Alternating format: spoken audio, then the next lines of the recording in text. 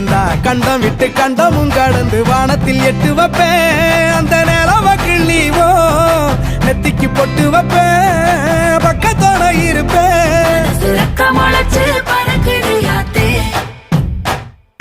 கண்ணு மொழி காக்கா முள்ளா புருவ ரெண்டும் குருவ நல்ல